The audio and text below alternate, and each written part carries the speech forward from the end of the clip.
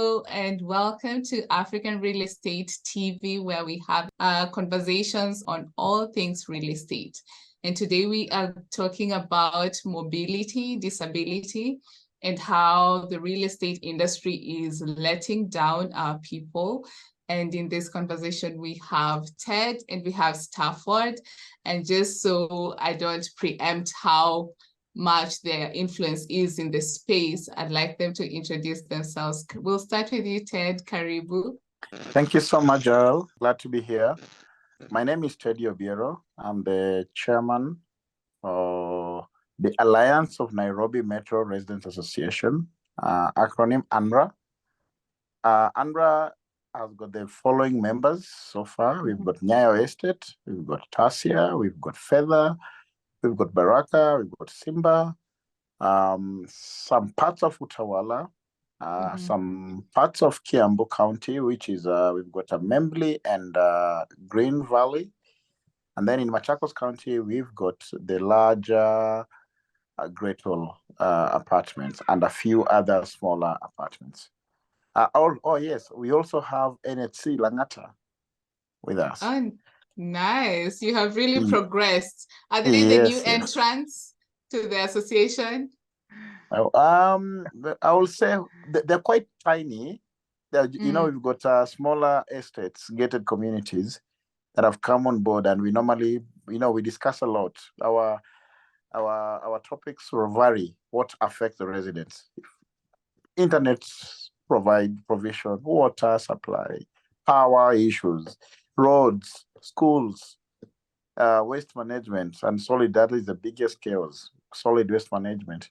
And now environmental issues that we keep bringing on the table. We've been the best practice in circular economy by recycling plastics. We are trying to move to other materials. Thank you. Thank you for being here. Karibu Staford, please introduce yourself. Tell us what you do. Okay, thank you, Jael. I'm called Staford Ochieng. I'm the current chairman of Association of Physically Challenged Leaders and Aspirants. That's an association. The former Secretary General for Walemavu na Azimio, the last political campaigns. And I'm also the chairman of Embakasi East Disability Group within Embakasi. And I'm also an activist, and I advocate for the rights and privileges of people living with disability. So basically, we look at how we can champion for their rights and privileges in terms of mobility, the buildings, the roads, the health sector. We look at if those hospitals are okay, they are disability compliant, and every other sector, be it education sector, and then generally within the society, because we are quite a number. In Kenya, we are quite a number. We are almost 5 million. And if you look at that ratio to the current population is a huge one. But you look at the sector, every sector, most of them are not disability compliant. So we try really to talk, to sensitize the society about the need of non-discrimination. We talk about the sectors, we talk to the sector players about welcoming these people, because they're also people, and the society perceives us as people who should just be sympathized and empathized with. We should not be the case. We want to be given chances so that we can also prove your worth. I also believe that PWDs, people living with disabilities, if they're given chance anywhere, be it in workplace, they really try to work an extra to prove that they can really do it. So those are what we are trying to advocate for, so that we are given chances, so that at least we can prove our worth. Personally, I'm a person suffering from physical disability. I was born with a condition called clubfoot. I mean, my legs are curved. It's but we call it physical disability. And maybe if we had money when I was born, they could have been corrected. But because maybe I was coming from a humble background, I was not able to. But you see that that one has not deterred me from achieving what I'm supposed to achieve, and also fighting for these other people that view them as lesser human beings. That is true. And you clearly have been doing extraordinary work in that space that you are right now, the leader of the physically challenged aspirants and leaders, which is a big deal. So I really acknowledge, as you said, you have taken the space regardless of the challenge that you have, and the difference that you have with other people, and you still took it up, and you have done extraordinary things that you're even championing for other people right now. So thank you so much, Staford, and it's really an honor to meet you. So let's just get right into it. We want to talk about, and I'm glad that, you will also speak from your own experience. We want to talk about, you mentioned that one of the things that you champion for is disability compliance on all these sectors that are in the country.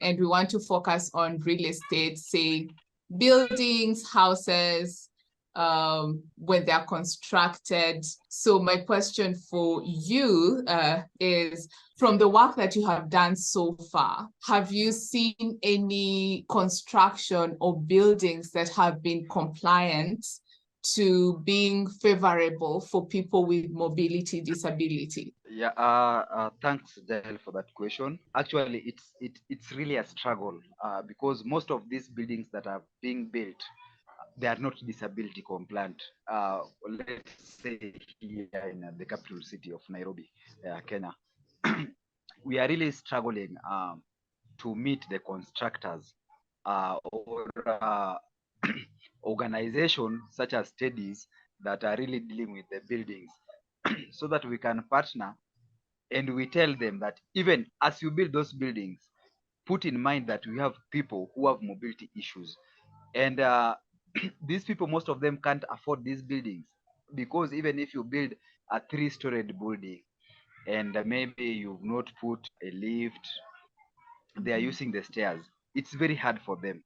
For example, those ones who are suffering from both spina bifida and hydrocephalus, they have to how do I say, they they really walk using their buttocks, like uh, uh, they move down using, their mobility is quite very technical. They can't even use the wheelchairs. The it's a hard term to use. They use the buttocks to move from one floor to another, as they come down before maybe they can reach a level ground where they can use their wheelchairs.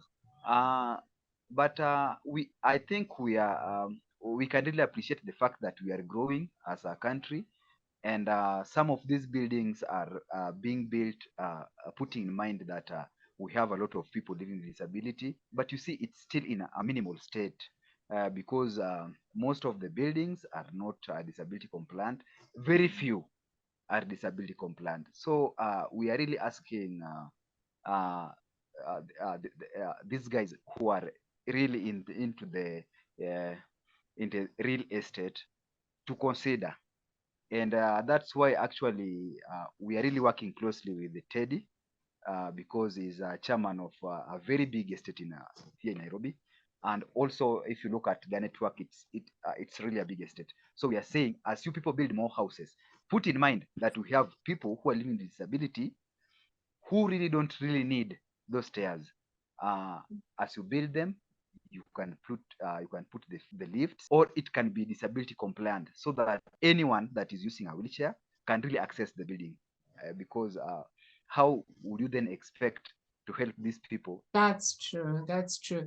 And Ted, I just from your association and the work you have been doing, have you seen any changes in the houses that are being constructed within the estates that you are heading and leading? Thanks, Jael.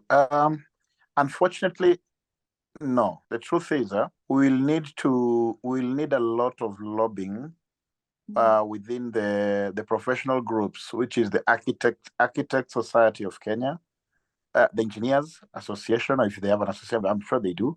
And above all, the most important critical aspect of this lobbying will be actually at the county governments. If you're building ground level, you just ensure there's access to that particular structure. But if you're going to go first story all the way to some structures, residential buildings in Nairobi here are as tall as 7-8 stories. In fact, I've seen some at 14 stories now. Yeah. But are they compliant? These are freshly built structures. Some of them are less than 2 years, 3 years old, but they're not compliant. So where are we dropping the ball? We are dropping the ball at the approval stage. And this is where now our the real work begins. In fact, this is where the time is the road.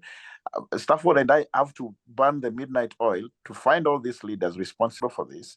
And as if it has to go to the National Assembly, so be it, so that this becomes a law in all the counties. And more so Nairobi. Nairobi is growing every day. I think we are 7 million. Yes, and that's why we are going up. In fact, you see the change of user.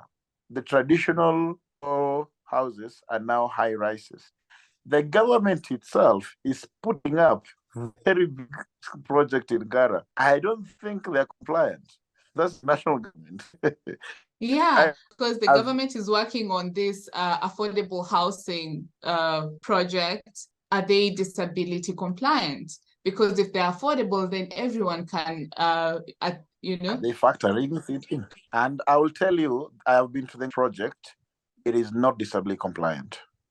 I can affirm that, and that brings a lot of this entire thing. If you see, it will be difficult to convince a private developer to be compliant when the very same government is not compliant.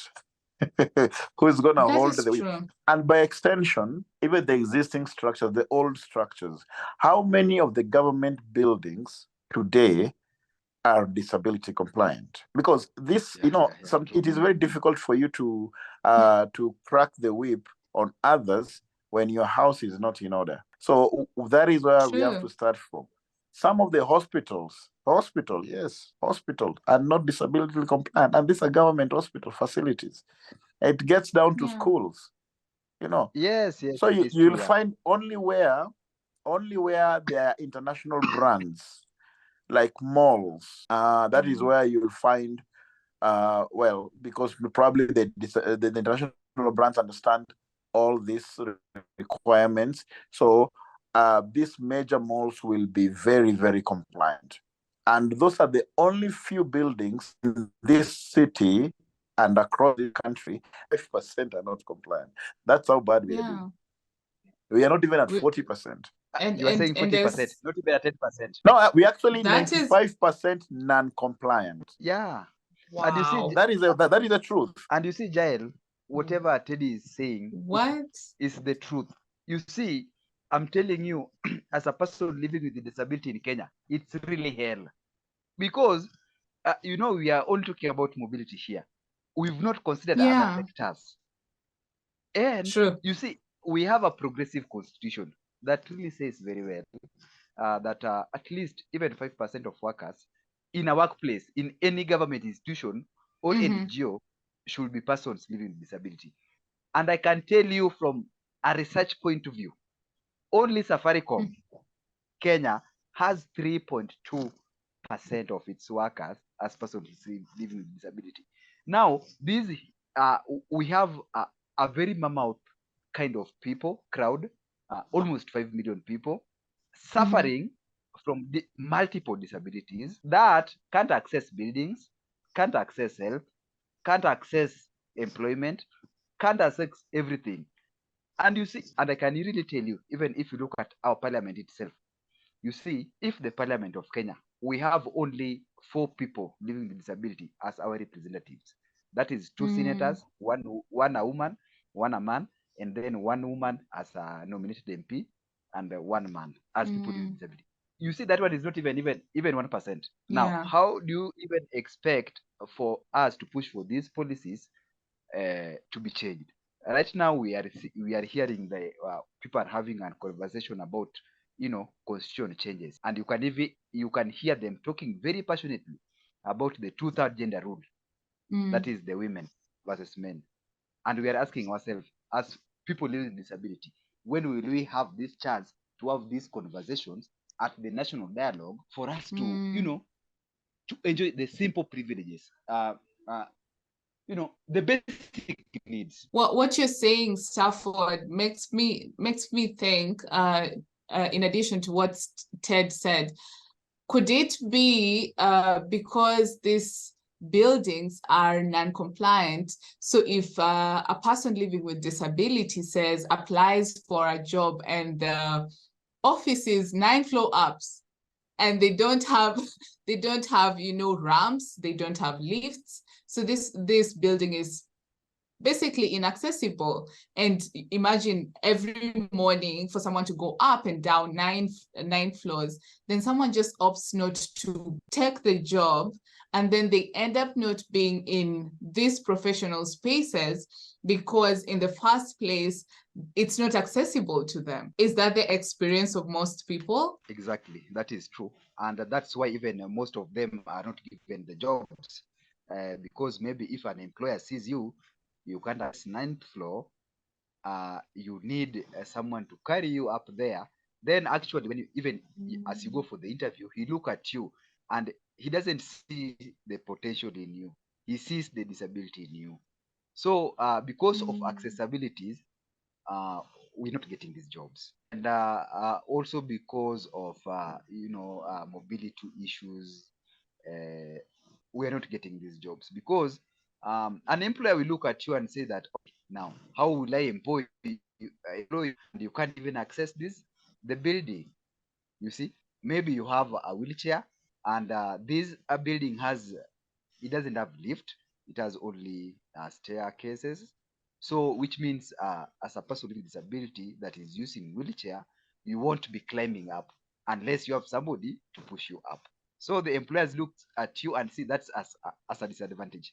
As much as you can deliver, as much as you have the potential, as much as you have you yourself, you have the expertise, as much as you yourself you are a professional, you can't really get this one because already the barriers are there. So you realize that we have a lot of PWDs who are really professionals, who can really work, who can really deliver, who can really compete in the job market, but they are at home, or they are along the pavements, the road pavements, begging for money for 10 shillings. And these are people, when they're given chance anywhere, they can uplift because they have something, they have a potential, they can deliver, because this is what they have trained for, and because they believe that for them they have let's say they have a certain weakness, they work extra hard to prove the world that, you see, we can do this one better. If you, Jael, if Teddy can do something, we can do it better. I hear you. Ted, have you also experienced the same from the people that you have worked with, that we have people living with disabilities, but they're not able to access these structures and therefore they lose job opportunities because of that? I'll first of all tell you from Nyayo, we get requests. Someone is looking for a house to move into. It must be on the ground floor because in the family unit they have a disabled person. So all Nyayo flats are 3-story tall, but you know the hassle of doing this on a daily basis is not easy. In the workplace, that comes without saying. I live with a visual disability, and used to growing up all the way to what I do today. There's always been, you can go through the interview and someone will not really look at your ability in terms of what you can do. The first thing they start is the sadness, and it's rampant. Now it gets worse if you've got this visible mobility disability, and they look at you like you belong to, like Stafford has said, the side of the road with a ball so that they can put coins in it. They don't look at you like I can actually do this. I can actually do this. It is. I went through a driving school and I had a lot of problems with the driving instructors because they're like, unaona kweli. Yeah, that is in Swahili. yeah, and wow. I have been driving better than most. Yes, I lost my eyesight completely, my left eyesight. Yeah, but whatever you see is a prosthetic. But there's always a judgment bit of it, and now it gets worse when you get to airport control. Yes. Because now with the biometrics, you have to get your retina scanned. When you try to explain, there's a time I think I was detained in Dubai for almost 6 hours. Wow. So yes, Kenya suffering, maybe we are too low on it, but globally as well, I don't think we've really picked it up. So yeah, it really affects your employability, and if you don't have the equal chances in life, like any other person who does not suffer the same way. That's a fact. Yeah, that's something that I think is overlooked. And I think it's a trickle down effect, because of your disability, then you're not able to get employment, then you're not able to make a living, then you're not able to live, an average life, so to speak. Absolutely. And then it ends up affecting how, your life is, how your family's life ends up being. You see, once this person cannot put food on the table, yet they're professionals. They have actually trained, they're okay, they can do ABCD like any normal person, but there are no opportunities, or the community and the society has decided to segregate them onto a corner. That's another mental issue we're going to deal with later. Because now you're cornered. True. So now it brings the issues of mental. Why am I not being looked at? You are more of, I want sympathy, empathy. And that is what these people are trying to say no to. We can equally I can be a very good doctor with whatever condition we have. Be a very good mama, we can be a good, And when he talks about mobility, I was going to bring this topic as well. Walking, pedestrians, Nairobi, and this one is straight to the county governments again. The Nairobi being the pioneer because it's the capital city. You can, like Embakasi, this is where we are, Embakasi sub-county. There is a railway station.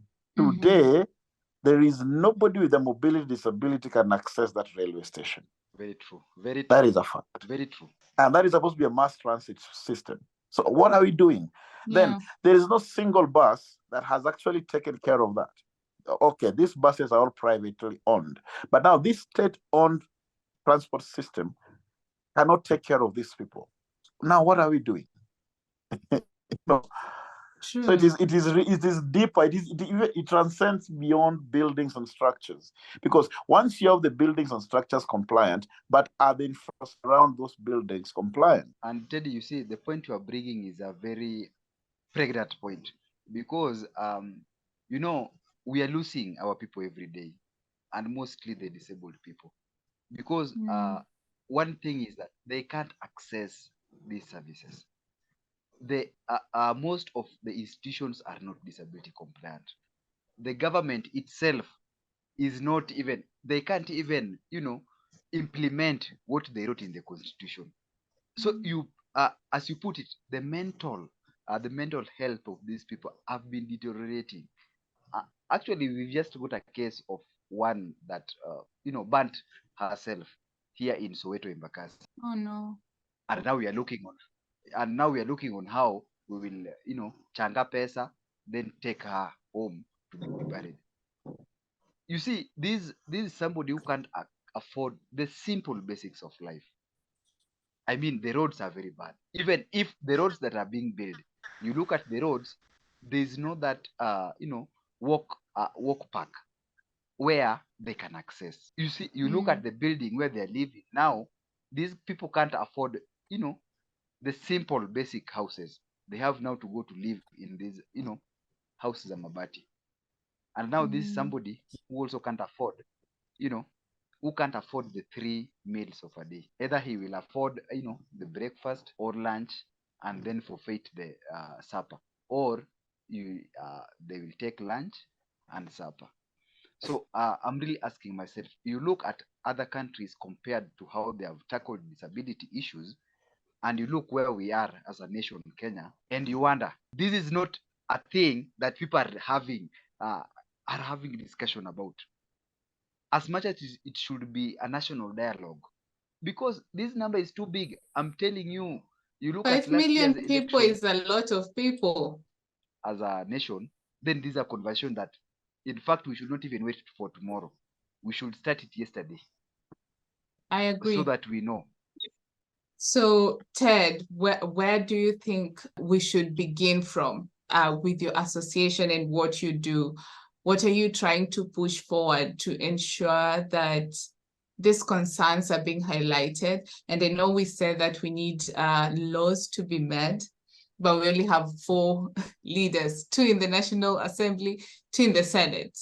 But unless we have allies amongst the other leaders or people who will push forward, what then should happen in the here and now? The truth is, Jael, what we are doing currently, this, I'm glad is being recorded and it's going to be played out.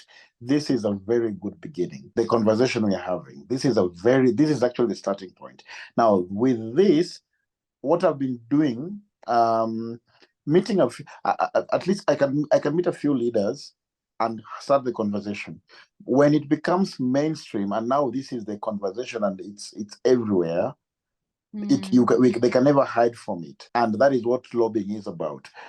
Just meeting them on the side and bringing the topic, they don't. Okay, the promise is always right, just to please you for the moment. Oh yes, in the next debate in Parliament, I'll make sure we bring that up. I've been promised that many times. To date, nothing has happened. So what I want to do, we want to make them have that debate. True, because if there are so many noises, so to call them, like if everyone is talking about it, even the people who are not living with disability, but they're talking about how necessary that is. So yeah, if noises come from all areas with the people living with disabilities and their allies and everyone who sees how important this conversation is, then the national government will have to, make a point of ensuring that these things are heard and policies are made. Absolutely. So it's a question of the necessary noise. This is the necessary noise. So we start with this. Town hall meetings. Staford has a very good network, and we start documenting our noise. I think another thing which government runs away from very easily is we can meet, like I've met Staford, we met, but we did not document that meeting, you get. So convincing someone who was not in that meeting that this is actually a topic we are having becomes very difficult. And we can have all these informal meetings. So what you want to do, we've purposed, every single meeting we'll have, even if there are 3-4 people, we'll always document that through a video or something and place it out there. Place it out there, one person from the other. Before you know it, it's trending somewhere. And that is what you capture their attention, because that is the only way. Otherwise, any formal setup, I think Staford is way advanced in that. He's met all these big people. He sat with them. They've promised him he heaven. Is their chairman, for heaven's sake. But they've never come to do anything, Jael and Teddy, you see these people, you are talking of policies. We have a nice policies. Actually, if you read that constitution, we really have nice policies, but implementation is a problem. I'm telling you. Then that makes me question Staford. Is it because they are just generally ignored, or because they have not been, you being a leader, you have led a couple of, you mentioned 3 organizations, but also as a leader of Aspirants, are they not nominated because you don't have people living with disabilities fronting themselves for these leadership opportunities, or they're just ignored? We are not empowered. Most of organizations are not very keen on issues with disability, because let me say, if we could be empowered enough to have strong voices that can walk around, that can make noise everywhere, then we will be heard. Because we are a lot, we have a lot of people. For example, in Embakasi here, where we are, we have almost 2,500 people with disability. It's only in Embakasi sub-county. The whole of Nairobi, we are more than 30,000. So you can imagine, if these ones can be empowered to go to a political office or anywhere just to voice their concerns, they will be heard. I can say not even ignored, because we have challenges. Most of our people are people who have issues to do with the mobility, the way we have said. They have issues to do with the sight. They have issues to do with the hearing. So for you to mobilize such people, to go somewhere to voice their concerns, it needs resources. So when you don't have these resources, you can't mobilize them, because then a blind person would say, Sasa, now me, I don't have a caregiver, to work with me up to where you are going. And then also another person who can't, she or he is on a wheelchair, will not move to where you people are going, because maybe he'll say, I don't have a caregiver to push me through up to where we are going. So you have to have resources so that you can collect them, mobilize them, organize them, put them somewhere also in a vehicle, so that they can go and voice their concern. I think that's the only problem. If we can have more organizations coming on board to train us, and then to give us resources the way they give resources to women and youth, then I think this is something we can really tackle. Ted, it seemed like you were in deep thought about that point. Do you want to say anything? Yeah, that's true. That's true. You know, I think it's also a question of the lobbying. You see, Stafford will need his own people around him for him to be nominated. Now, he has his point is very strong. How do you mobilize persons with mobility disability, with visual disability, all these people together, put them somewhere, so that, because at the end of the day, matters politics or being in that position, you have to be in a room. Now, getting these people there is not easy. So again, can we make it easier in terms of these slots we are talking about? If it's a nominated slot, and so part of the lobbying, as we are fighting for this the real estate sector to really change and start working or even modifying the existing buildings, to ensure this is actually taken to the next level and it's sustained in terms of policy, we need representation there, so that we don't have to fight for the most obvious thing. Because technically, I think it's like we are asking for oxygen now. Other people can breathe freely, but we are asking for oxygen.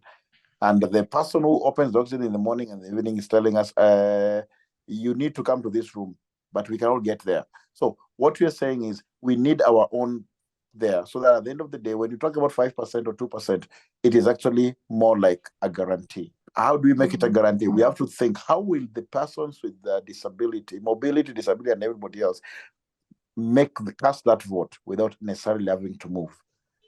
Maybe this database, maybe with technology now, these are things that are possible. So we have to empower and enable these people, like he said, through whatever gadgets that they love to use to get there. By the way, it's a very interesting conversation. My tip thoughts actually went into in the national election. How do these people actually get to the polling stations? It's always left to the. It's more like it's more like the aspirant will decide. The aspirants will decide. Now, we can't leave this to an aspirant who is not suffering from disability. They will definitely forget about it. Yes. So because it doesn't affect them every day. Absolutely. So we really need a national policy on this. And how does it should be enshrined in IBC, the electoral commission? How do you ensure the five, if you are, let's say we are, the registered voters are 3 million, how do you ensure those people actively who are registered get to cast their vote? from wherever they are, or can they get to the polling center? So this has to be something that we have to have this conversation. 5 million is such a big number. We can't just ignore it. In as much as we are talking about, buildings and construction and offices and all these spaces that may be accessible for people with mobility disability, and even just, people who are visually impaired completely, because if they're using the guide, then if there are many stairs, if the stairs are steep, these people are prone to getting accidents, as often as it gets. So it's not just the mobility disability people. And it's an overhaul that needs to be done, basically, because it's not just about their living situation, but that empowers them to be able to, now navigate all these other issues.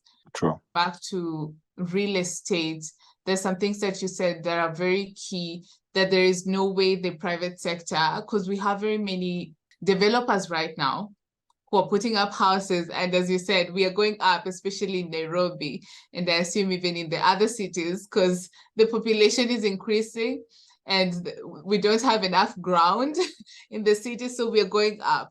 So the higher we go, that means we are also not putting them in our developments. And if the government is not compliant, then the private sector cannot be compliant. So we need the government to be compliant, but the government cannot be compliant if we do not have people pushing for them to, enact and these laws and policies that are already in place. So then how do we ensure that these policies are adhered to by every institution? Is by getting more people who are living with disabilities into the national government. But then that is another challenge, because then we have to empower the people living with disabilities. It's like it's a whole rope that I don't know how to untangle it. It's crazy, but I always say there's that journey starts with this step. This is a step towards the right direction because we are headed somewhere. It's going to take us some time, but we can start with the low-hanging fruit, which is the noise and the lobbying. Then eventually we can say, hey, Constitution says 5%. Where is our 5%? Let's start with that. That is a very low-hanging fruit because it's already there in the document. We don't have to redo the document for that. So where is our 5%? Nairobi County, show us our nominated person with living disability. It's none. So they'll have to change that, you get. Now, that will not be an overlook again, even successively going forward. And we come back to the government. What does the policy say when you get to this story? What does the approval, the stages of approval when you're constructing? These are your own policy as a government. So why are you flaunting your very same own policy? How do you expect X and Y contractors or developer to abide by them? So you put them to task. And that this means we'll need to do some exposés. This is a government project. Can you see this is missing and this is missing? So sometimes these embarrassments to the government, some few things, if you pick here, right here and there, like Staford has plainly put it, Nairobi County is missing that single slot that was promised to persons living with disability.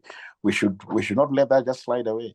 We are just 1 year since they were elected into government. So we still have their 4 years. They can correct that mistake. True.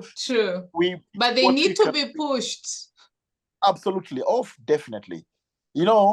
Pushing these people takes a lot of confidence and highlighting those wrongs and placing them there. What I think I want is also the fourth estate, the media. Yeah. It is juicy to follow these people up and down, but also it's also good to question them. So when these things come from this village of ours called Embakasi, from these villagers, or let me call ourselves village heads, you need to take that as news also and highlight it out there into the national platform. That way, they will not ignore it anymore. Staford, what can the people who are not living with disability, what can they do in support of pushing these policies so that they may be able to, because before people who are living with disabilities are empowered, what can those who are already empowered do to support the cause? They can't really do a lot of things because, as I mentioned earlier, actually the real problem that we are facing in Kenya as people living with disability is leadership.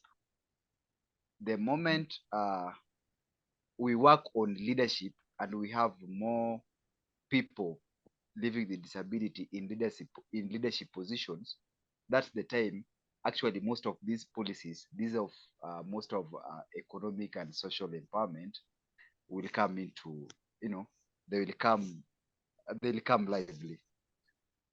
The biggest thing is not these policies and acts that the governments are making, because even right now we have a Nairobi County Disability Act that was put in place in 2015. Now we are in 2023. That act has never been implemented. Yes. That act was put by Wow. MCS during the time of Kidero. That was 2015. It's called Nairobi County Act, Disability Act of 2015. It has never been put. And I can assure you, Jairi, that act has a lot of good things. It has a committee, a Nairobi County committee. It had subcommittees, hospital, employment, roads.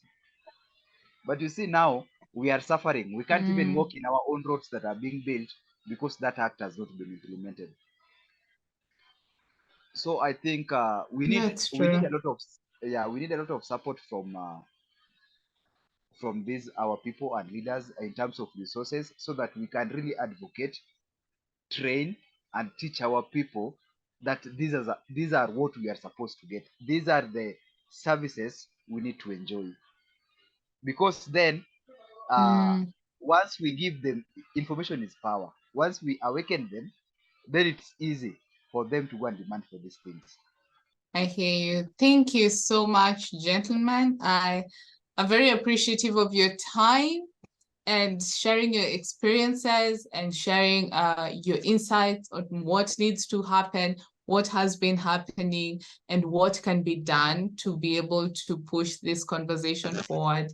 Thank you to our viewers. This has been African Real Estate TV, where essential information to do with African real estate content is shared. Until next time, remember to like, comment, and subscribe to this channel. Thank you, gentlemen, again. Have a good night. I'll talk to you, Ted. And Staford, I will be reaching out very soon. When you have those town hall meetings, call us. I would attend. We need to have this conversation more.